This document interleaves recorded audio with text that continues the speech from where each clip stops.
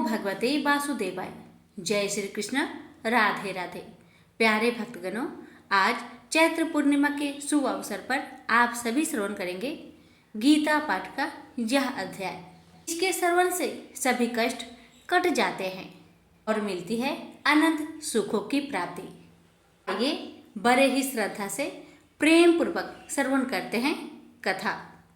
अर्जुन ने पूछा, इस प्रकार जो भक्त सदैव योग युक्त होकर आपकी उपासना विधि पूर्वक करते हैं और वे जो अव्यक्त पर ब्रह्म को भजते हैं, इन दोनों में कौन सा योगी श्रेष्ठ है?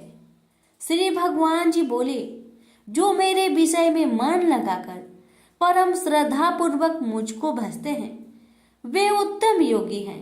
मैं यह मानता हूँ, परंतु जो इंद्रियों को संयम करके सर्वत्र समदृष्टि रखने वाला, सब प्राणियों के हित में लगे हुए, कथनीय, अव्यक्त, सर्वव्यापी, अचिंतनीय, निर्विकार, अचल ध्रुव अक्षर का भजन करते हैं, वे भी मुझे प्राप्त होते हैं। अव्यक्त में मैं जिनका चित्त आसक्त है वह कष्ट अधिक पाते हैं, क्योंकि अव्यक्त गति के प्राणी कष्ट पाते हैं। हे पार्थ, जो प्राणी अपने सब कर्मों को अर्पण करके मेरी शरण में आकर अनन्य भक्ति से मेरा ध्यान करते हैं और पूजते हैं, उन शरण में आए हुए भक्तों को मैं थोड़े समय में ही मृत्यु संचार से उद्धार कर देता हूँ। मुझ में ही मन रखो, मुझ में ही बुद्धि रखो, तब तुम मुझ में ही निवास करोगे, इसमें कुछ संदेह नहीं। हे धनंजय, यदि इस प्रकार तुम मुझसे अपने चित्त को रखने में समर्थ ना हो तो योग अभ्यास द्वारा हमारे पाने के लिए बार बार यत्न करो।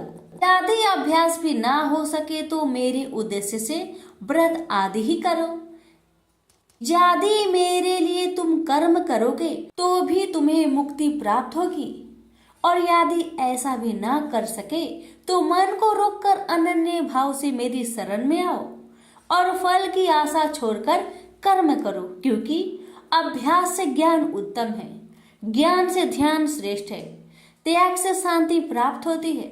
जो किसी से द्वेष नहीं करता सबका मित्र है, दयाधारी है, ममता और अहंकार जिसमें नहीं है, सुख दुख को जो समान जानता है, क्षमावान है, संतोषी है, स्थिर चित्त से इंद्रियों को बस में रखता है, दृढ़ निश्चयवान है, मुझ में अपने मन और बुद्धि को लगाए हुए है, ऐसा मेरा भक्त मुझे प्रिय है, जिसे न लोगों का भय है न लोगों से डरता है। ऐसा जो हर्ष, ईर्ष्या, दुष्टों के भय और विषाद से रहित है, वह मेरा प्रिय है। जो कुछ मिले उसी में संतुष्ट, पवित्र पक्ष, निष्पक्ष, दुख रहित, फल की आशा त्याग कर करने वाला, ऐसा जो मेरा भक्त है वह मुझे प्रिय है। जो लाभ से प्रसन्न हो, किसी से द्वेष न करे, इष्ट पदार्थ के नष्ट होने से दुखी न हो, किसी वस्तु की इच्छा न करे, अशुभ तथा शुभ दोनों का त्यागी हो, वह भक्त मेरा परम प्रिय है। जिसको शत्रु और मित्र, मान और अपमान, सर्दी और गर्मी, सुख तथा दुख समान है, और जो वासनाओं से रहित है, निंदा एवं स्तुति को समान जानता है, जो मुझ में श्रद्धा करके मुझे मानता हुआ इस अमृत के समान कल्याणकारक धर्म का आचरण मेरे उपदेश अनुसार करते हैं, वे मुझे अत्यंत प्रिय है। प्रेम से बोलिए श्री कृष्ण भगवान की जय। आप सुनिए 12वें अध्याय का महात्म्य। श्री भगवान बोले, हे लक्ष्मी, अब 12वें अध्याय का महात्म्य सुनो। दक्षिण देश में एक सुखानंद नाम का राजा रहता था, जिसके नगर में एक अत्यंत लंपट रहता था। एक गणिका से उसकी प्रीति थी। वह दोनों एक देवी के मंदिर में जाकर मदिरा पान किया करते, मांस खाए और भोग भोगे। और जो कोई पूछे तुम यहाँ क्या करते हो, तो कहते हम यहाँ रहकर देवी की सेवा करते हैं, ऐसे झूठ कह देते। उसी मंदिर में एक ब्राह्मण देवी की सेवा करता था। एक दिन उस ब्राह्मण ने देवी की स्तुति की। देवी प्रसन्न होकर बोली, वर मांग, जो मांगेगा सो दूंगी। उसने धन संतान का सुख मांगा। देवी ने कहा, ए ब्राह्मण, मैं अवश्य तुझे संतान दूंगी, पर एक काम कर, पहले इन दोनों का उद्धार कर ले। तब ब्राह्मण ने नारायण जी का तप किया। भगवान प्रसन्न हुए तथा नारायण जी गरुड़ पर बैठकर आए और कहा, तेरी क्या कामना है? ब्राह्मण ने पूछा, इन दोनों का उद्धार कैसे हो? श्री नारायण जी बोले, हे ब्राह्मण, गीता जी के 12वें अध्याय का पाठ सुनाओ तो दोनों का उद्धार हो जाएगा। तब उन दोनों ब्रीप ने भगवान की स्तुति कर धन्यवाद दिया। फिर ब्रीप ने उस गणिक और लंपट को बैठाकर गीता के 12वें अध्याय का पाठ सुनाया। सुनते ही उन दोनों की देही छूटी और देवदेही पाकर बैकुंठ को गए। प्रेम से बोलिए लक्ष्मी नारायण की जय। अर्जुन ने पूछा, हे केशव, मैं संन्यास एवं त्याग के तत्व पृथक पृथक जानने की इच्छा करता हूँ। श्री कृष्ण बोले, हे पार्थ, कामना वाले कर्मों के त्याग को ज्ञानी लोग संन्यास मानते हैं और अज्ञानी पुरुष फल के त्याग को त्याग कहते हैं। कोई पंडित कर्म को दोष युक्त जानकर त्यागना ठीक कहते हैं। कोई यज्ञ, दान, तप आदि कर्मों को छोड़ने योग्य बताते हैं। हे भारत, त्याग के विषय में मेरा ऐसा मत है कि त्याग 3 प्रकार के हैं। यज्ञ, दान, तप आदि कर्मों को नहीं त्यागना चाहिए। ये सब कर्म आसक्त और फल को त्याग कर करने चाहिए। मेरे निश्चय मत यही है जो सर्वोत्तम है। अपनी नियमित कर्मों का त्यागना उचित नहीं है। यह मोहवश ऐसा किया जाए तो वह तामस त्याग है, कर्म दुखप्रद है। यह विचार कर एवं शरीर के कलेश के भय से जो त्याग करता है उसे त्याग का फल नहीं मिलता। यह राजस त्याग कहलाता है। हे अर्जुन, अपना नियमित कर्म अवश्य करने योग्य है। फल तथा आसक्त को त्याग कर जो कर्म किया जाता है वह सात्विक कर्म है। जो दुखदायक कर्म से द्वेष नहीं करता तथा सुखदायक कर्म से प्रीति नहीं करता वह त्यागी, सत्यशील, बुद्धिमान तथा मुक्ति की योग्य है। देहधारी संपूर्ण कर्मों का त्याग नहीं कर सकता। कर्म का फल त्याग कर कर्म करने वाला त्यागी है। कर्मफल 3 प्रकार के हैं, अनिष्ट, इष्ट एवं मित्र।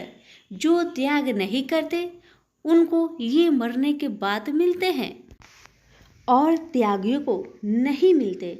हे महाबाहो, संपूर्ण कर्मों की सिद्धि के लिए 5 प्रकार सांख्य शास्त्र में कहे हैं, उनको सुनो। शरीर कर्ता, साधन, पृथक पृथक चेष्टाएं और देव शरीर, वाणी एवं मन से जो भला बुरा कार्य किया जाता है उसके ये 5 कारण हैं। वह दुर्मति कुछ नहीं जानता जिसको यह अहंकार नहीं है कि मैं करता हूँ, और जिसकी बुद्धि कर्मों में लिप्त नहीं है। वह मनुष्य प्राणियों को मारकर भी उनको नहीं मारता और उनमें नहीं बंधता। ज्ञान, गृह और ज्ञाता ये 3 ही कर्मों के प्रेरक है।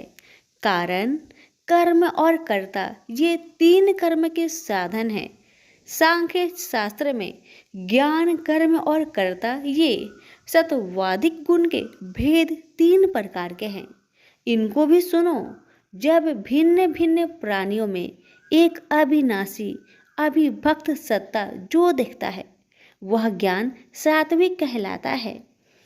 जिस ज्ञान से प्राणियों में नाना प्रकार की सत्ता दिखाई देती है उसको राजस ज्ञान जानो। ऐसा ज्ञान जिसके बिना कारण और सर्वार्थ के जाने एक ही कार्य में लगा रहे वह अल्प और तामस है। फल की इच्छा ना करके जो नित्य कर्म संग देश को त्याग कर किया जाता है, जो फल की इच्छा एवं अहंकार से बड़े यत्न से किया जाता है वह राजस कर्म है। जो कर्म परिमाण धन का खर्च दूसरे की पीड़ा और अपना पुरुषार्थ न जानकर मोहबस किया जाता है वह तामस कर्म कहलाता है। संग से रहित अहंकार, धैर्य और उत्साह युक्त सिद्ध व असिद्धि में समान रहता है वह सात्विक कर्म कहलाता है। गुण की तरह बुद्धि और धर्म के इनके भी तीन भेद है सुनो। जो बुद्धि पर वृत्ति, निवृत्ति, कर्तव्य, अकर्तव्य, भय, अभय और बंधन मोक्ष को जानता है वह सात्विकी है। हे पार्थ, जिससे धर्म अधर्म और कर्तव्य अकर्तव्य का ठीक निश्चय नहीं होता वह राजसी है। जिस अज्ञान से ढकी बुद्धि करके मनुष्य अधर्म को धर्म मानता है वह तामसी है। जो कथा प्रसंग से फल की इच्छा करता है, जो धर्म अर्थ काम को धारण करता है वह राजसी वृत्ति है। जो मूर्ख, निंद्रा, भय, शोक, विषाद एवं मद को नहीं त्यागता वह तामसी वृत्ति है। अब तीनों प्रकार के सुखों को सुनो। जिसका योगाभ्यास में चित रहता है उसके दुख का अंत हो जाता है। सुख सात्विक है, आरंभ में विष के समान और अंत में अमृत के तुल्य होता है। सुख आरंभ में अमृत तुल्य, अंत में विष के तुल्य विषयों और इंद्रियों के संयोग से होता है उसे राजसी सुख कहते हैं। जो सुख आदि और अंत दोनों में मनुष्य को मोह में फंसाता है और जो आलस्य तथा प्रमोद से उत्पन्न होता है वह तामस सुख है। सम, दम, तप, पवित्रता, क्षमा, नम्रता, ज्ञान, अनुभव और परलोक में श्रद्धा ये ब्राह्मणों के स्वाभाविक सिद्ध कर्म है। बहादुरी, तेजस्विता, धैर्य, चतुराई, युद्ध, स्थिरता, उदारता और प्रभुता ये क्षत्रिय के स्वाभाविक कर्म हैं। खेती, गोरक्षा स्वाभाविक कर्म हैं। जो लोग अपने अपने गुणों और प्रवृत्तियों के अनुसार कर्म करते हैं उनको सिद्धि प्राप्त होती है और जिसने सब जगत का विस्तार किया है उस ईश्वर को अपने कार्य के द्वारा आराधना करके मनुष्य सिद्धि को पाता है। दूसरे उत्तम कर्म से अपना निज कर्म ही श्रेष्ठ है। सर्वत्र आसक्त को छोड़ने वाला आत्मा, जीतने वाला इच्छा रहित मनुष्य संन्यास के द्वारा सर्व कर्म निवृत्ति रूप परम सिद्धि को पाता है। वह फिर कैसे ब्रह्म को प्राप्त होता है? सो मुझसे सुनो, यही इस ज्ञान की परानिष्ठा है। शुद्ध बुद्धि से युक्त होकर धृति द्वारा इस मन को बस में लगाकर शब्द आदि विषयों को छोड़कर राग देश से रहित होकर एकांत में रहने वाला, मीताहारी, वाणी और मन को जीतने वाला, नित्य ध्यान युक्त और वैराग्य, अहंकार, बल, घमंड, काम, क्रोध तथा परिग्रह छोड़कर ममताहीन और शांत मनुष्य ब्रह्म भाव के योग होता है। ब्रह्म को प्राप्त हुआ पुरुष दत्तचित होकर सुख व अभिलाषा को नहीं करता है। जीवन मात्र में समदर्शी होकर मुझ में परम भक्ति पाता है। इस प्रकार ज्ञानी सदैव मुझ में निवास करने वाले सब कर्मों को भोग करता हुआ मेरे अनुग्रह से अविनाशी सनातन मोक्षप्रद को प्राप्त होता है। तत्पश्चात तत्व से मुझे जानकर फिर मन मुझ में ही प्रवेश करता है। सावधानी से अपना मन मुझ में स्थिर कर और सब कर्मों को मुझ में अर्पण कर बुद्धि योग के आश्रय से निरंतर अपने चित्त को मुझ में लगाओ। मेरे में चित्त लगाकर मेरी कृपा से दुर्गम कष्टों से तर जाओगे। यदि अहंकार से मेरी बात सुनोगे तो नष्ट हो जाओगे। यदि अहंकार का आश्रय लेकर युद्ध नहीं करूँगा ऐसा मानते हो तो यह तुम्हारा निश्चय झूठा है, क्योंकि स्वभाव तुम्हें युद्ध करवाएगा। हे कौतन्य, जिस कर्म को तू अब मोह से करना चाहता है उसे अपने स्वाभाविक कर्म से बंधा हुआ बेबस होकर करेगा। हे अर्जुन, जीवों के हृदय में स्थिर ईश्वर उनको माया से भ्रमा रहा है, मानो सब यंत्र पर चढ़े हैं। हे भारत, सब भावों में उसी की कृपा से परम शांति एवं मुक्ति को पाओगे। यह गूढ़ ज्ञान मैंने तुमसे कहा है, इसे भली भांति विचार कर जैसा चाहते हो वैसा ही करो। अब तू सबसे गूढ़ वचन भी सुन, क्योंकि तू मेरा परम मित्र है, इसलिए मैं तेरे हित ही कहूँगा।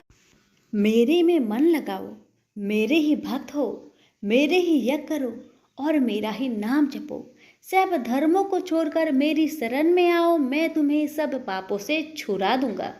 यह मेरा रहस्य ऐसे पुरुष जो तप ना करता हो, मेरा भक्त ना हो, कभी भी नहीं कहना चाहिए। जो इस परम गुप्त ज्ञान को मेरे भक्तों में प्रकट करेगा, वही मेरी परम भक्ति को पाकर अंत में निश्चय ही मुझ में लीन हो जाएगा। इस धर्म संवाद को जो कोई पढ़ेगा, उसे मैं समझूंगा कि उसने ज्ञान यज्ञ से मेरी पूजा की है। जो श्रद्धावान पुरुष दोष ढूंढे बिना इसको सुनेगा, वह भी मुक्त होकर पुण्य आत्माओं को मिलने वाले शुभ लोक को प्राप्त होगा। हे पार्थ, तुमने एकाचरित से मेरे कहे हुए उपदेश को सुना या नहीं? हे धनंजय, तुम्हारा अज्ञान से उत्पन्न हुआ मोह नष्ट हुआ या नहीं? अर्जुन ने कहा, हे भगवान, आपकी कृपा से मेरा मोह नष्ट हो गया और स्मृति जागृत हुई है। अब मैं निसंदेह आपकी आज्ञा पर स्थिर हूँ और जैसा आपने कहा है मैं वैसा ही करूँगा। संजय बोले, हे धृतराष्ट्र, मैंने महात्मा वासुदेव और अर्जुन का यह प्रेरणा देने वाला अद्भुत संवाद सुनाया।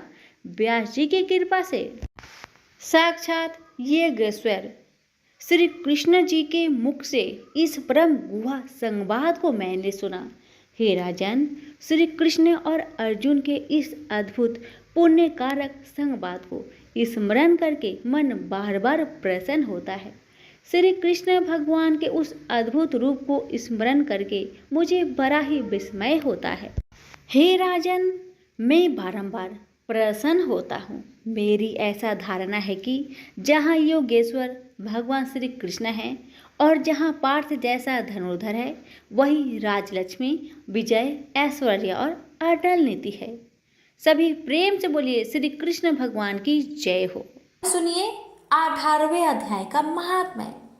श्री भगवान जी बोले, हे लक्ष्मी, अब 18वें अध्याय का महात्म्य सुन। जैसे सब नदियों में गंगा जी, गौ में कपिला, कामधेनु और ऋषियों में नारद श्रेष्ठ है, उसी तरह गीता जी के सब अध्यायों में 18वां अध्याय श्रेष्ठ है। एक समय सेमरु पर्वत पर देवलोक में इंद्र अपनी सभा लगाए बड़ी प्रसन्नता में बैठे थे। उर्वशी नृत्य कर रही थी। इतने में एक चतुर्भुज रूप जीव को पार्षद ले आए और इंद्र को वह बहुत अखरे। उस तेजस्वी को बैठा तो दिया, किंतु अपने गुरु बृहस्पति जी से कहा, हे गुरुदेव, आप त्रिकालदर्शी हो, देखो इसने ऐसा कौन सा पुण्य किया है जिससे यह इंद्र आसन का अधिकारी हुआ। मेरे जाने तो इसने तीर्थ व्रत या दान कोई नहीं किया, शिवालय व ठाकुर मंदिर नहीं बनवाया, तालाब नहीं खुदवाया।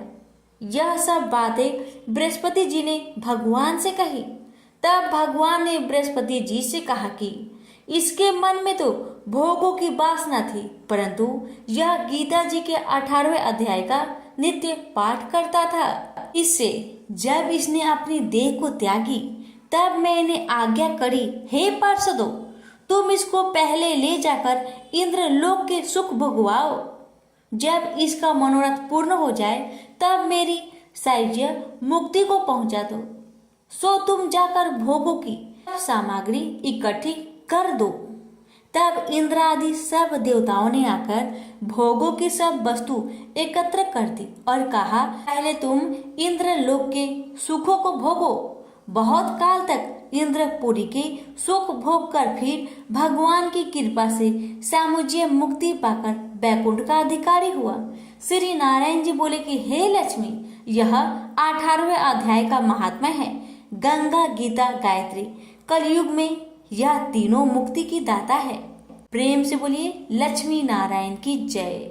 जो भी प्राणी इस गर्भ गीता का सद्भावना से विचार मनन करता है वह फिर गर्भ में नहीं आता, उसे मोक्ष प्राप्त होती है। तो आइए प्यारे भक्तगणों, आज पूर्णिमा तिथि पर श्रवण करें श्री गर्भ गीता पाठ।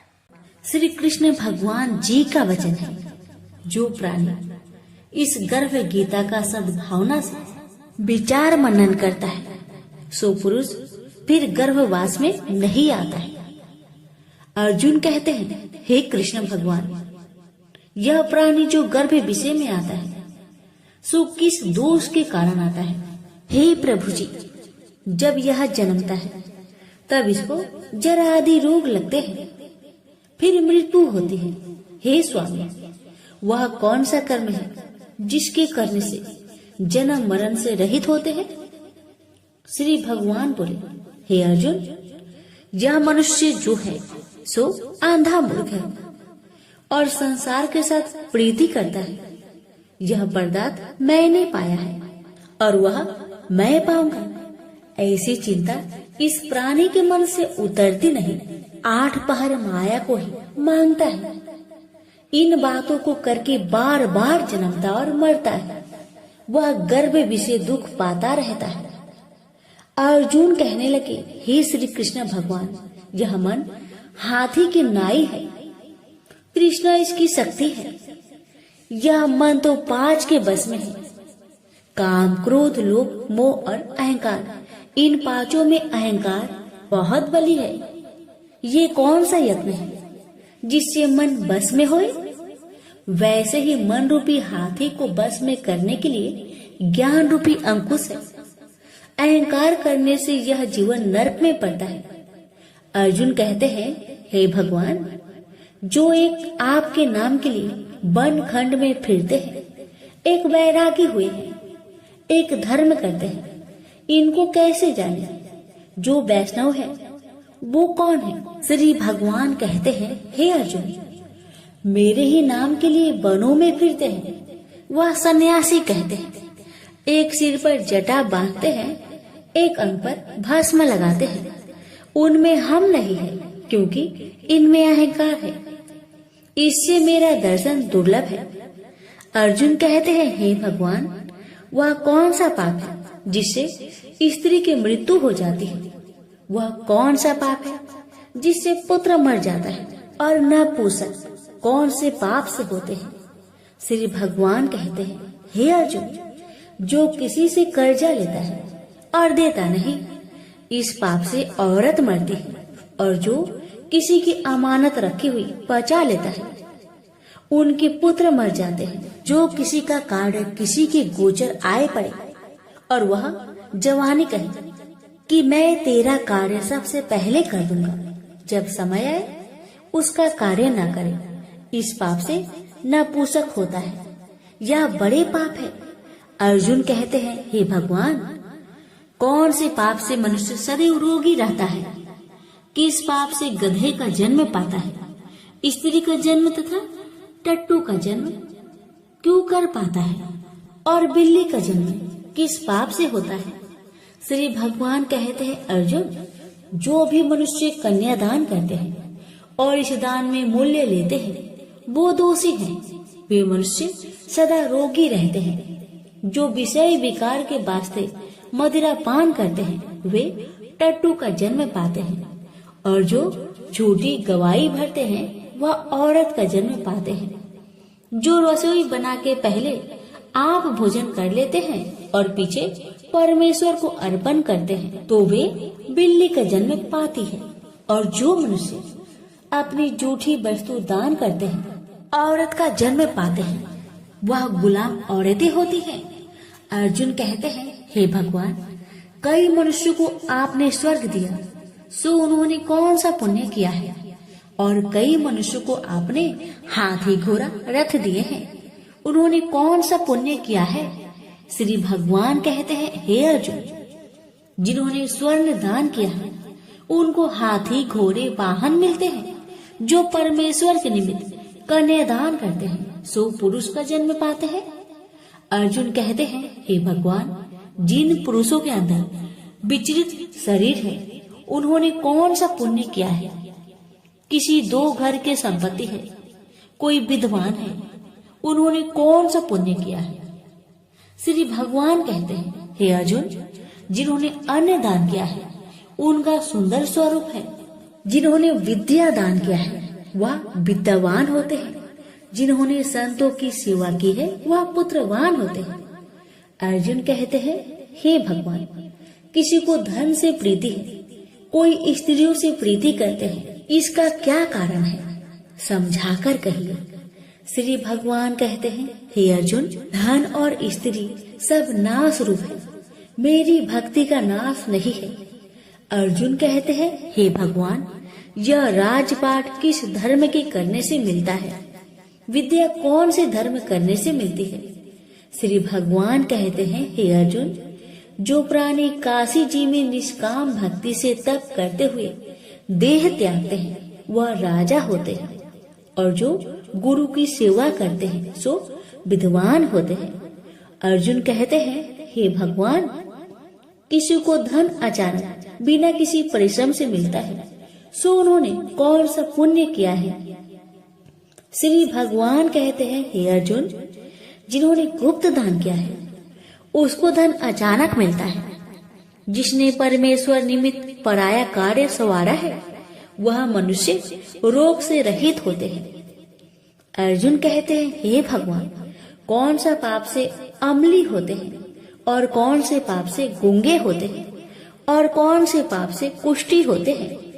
श्री भगवान कहते हैं, हे अर्जुन, जो आदमी नीच कुल की स्त्री से गमन करते हैं सो अम्ली होते हैं। जो गुरु से विद्या पढ़कर मुकर जाते हैं सो गूंगे होते हैं। जिन्होंने गौ घात किया है वे कुष्ठी होते हैं। अर्जुन कहते हैं, भगवान, जिस किसी पुरुष की देह में रक्त का विकार होता है वह किस पाप से होता है? और कोई दरिद्र होते हैं, किसी को खरक वायु होती है, और कोई अंधे होते हैं तो कोई पंगुल होते हैं, सो कौन से पाप से रहित होते हैं? और कई स्त्रियां बाल विधवा होती है तो यह किस पाप से होती है? श्री भगवान कहते हैं, हे अर्जुन, तो सदा क्रोधवान रहते हैं उन्हें रक्त विकार होता है। जो मलिन रहते हैं वह सदा दरिद्री होते हैं। जो कुकर्मी ब्राह्मण को दान देते हैं उनकी खरक वायु होती है। जो पराई स्त्री को नंगी देखते हैं, गुरु की पत्नी को कुदृष्टि करते हैं सो अंधे होते हैं। जिसने गुरु और ब्राह्मण को लात मारी है सो लंगड़ा व पंगुल होता है। जो औरत अपने पति को छोड़कर पराये पुरुष से संग करती है सो वह बाल विधवा होती है। अर्जुन कहते हैं, हे भगवान, आप पर ब्रह्मा हो, आपको नमस्कार है। आगे मैं आपको संबंधी जानता था, परंतु अब मैं ईश्वर रूप में जानता हूँ। हे पर ब्रह्मा, गुरु दीक्षा कैसी होती है सो कृपा करके मुझसे कहिए। श्री भगवान कहते हैं, हे अर्जुन, तुम धन्य हो, तुम्हारे माता पिता भी धन्य हैं, जिनके तुम ऐसे पुत्र हो। हे अर्जुन, सारे संसार का गुरु जगन्नाथ, विद्या का गुरु काशी, चारों वर्णों का गुरु सन्यासी है। सन्यासी उसको कहते हैं जिन्हें सबका त्याग करके मेरे प्रति मन लगाया है, सो ब्राह्मण जगत गुरु है। हे अर्जुन, यह बात ध्यान देकर सुनने की है। गुरु कैसा करे? जिसने सब इंद्रिया जीती हो, जिसको सब संसार ईश्वर में नजर आता हो और सब जगत से उदास हो। ऐसा गुरु करे जो परमेश्वर को जानने वाला हो और उस गुरु की पूजा सब तरह से करे। हे अर्जुन, जो गुरु काम भक्त होता है और जो प्राणी गुरु की पूजा सब तरह से करे, हे अर्जुन, सो गुरु का भक्त होता है। और जो प्राणी गुरु की पूजा सब तरह से करे, हे अर्जुन, जो गुरु का भक्त होता है और जो प्राणी गुरु के सम्मुख होकर भजन करते हैं उसका भजन करना सफल है। जो गुरु से विमुख है उनको सप्त ग्राम मारे का पाप है। गुरु से विमुख प्राणी दर्शन करने योग्य नहीं होते। जो गृहस्थी संसार में गुरु के बिना है चांडाल के समान है। जिस तरह मदिरा का भंडार हो उसमें जो गंगा जल है सो अपवित्र है, इसी तरह गुरु से विमुख का भजन सदा अपवित्र होता है। उसके हाथ का देवता भी नहीं लेते, उसके सब कर्म निष्फल है। कुकर, सुकर, गंधर्व, काक ये सब की सब योनि में बड़ी खोटी योनि है। सबसे यह मनुष्य खोटा है जो गुरु नहीं करता। गुरु बिना गति नहीं होती, यह अवश्य नरक को जाएगा। गुरु दीक्षा बिना प्राणी के सब कर्म निष्फल होते हैं। हे अर्जुन, जैसे चारों वर्णों को मेरी भक्ति करना योग है, तैसे गुरु धार के गुरु की भक्ति करना योग है। जैसे गंगा नदियों में उत्तम है, सब व्रतों में एकादशी का व्रत श्रेष्ठ है, वैसे हे अर्जुन शुभ कर्मों में गुरु सेवा उत्तम है। गुरु दीक्षा बिना प्राणी पशु योनि को पाता है। जो धर्म भी करता है सो पशु योनि में फल भोगता है, 84 योनियों में भ्रमता रहता है। अर्जुन कहते हैं, हे श्री कृष्ण, भगवान गुरु दीक्षा क्या वस्तु है? भगवान कहते हैं, अर्जुन धन्य जन्म है तेरा जिसने यह प्रश्न किया है। तू धन्य है। गुरु दीक्षा के 2 अक्षर है, हरिओम। इन अक्षरों को गुरु कहता है। यह चारों वर्णों को अपना श्रेष्ठ है। हे अर्जुन, जो गुरु की सेवा करता है उस पर मेरी प्रसन्नता है। वह 84 से छूट जाएगा, जन्म मरण से रहित हो, नरक नहीं भोगता। गुरु की सेवा करता है उसको कई अश्वमेघ यज्ञ के पुण्य का फल मिलता है। गुरु की सेवा मेरी सेवा है। हे अर्जुन, हमारे तुम्हारे संवाद जो पढ़ेंगे सो गर्भ के दुख से बचेंगे, 84 कट जाएगी। इसी से इस पाठ का नाम गर्भ गीता है। श्री कृष्ण भगवान जी के मुख से अर्जुन ने श्रवण की है। गुरु दीक्षा लेना उत्तम कर्म है। उसका फल है कि नरक से वह 84 से जीव बचा रहता है। भगवान बहुत प्रसन्न होते हैं। प्रेम से बोलिए श्री कृष्ण भगवान की जय।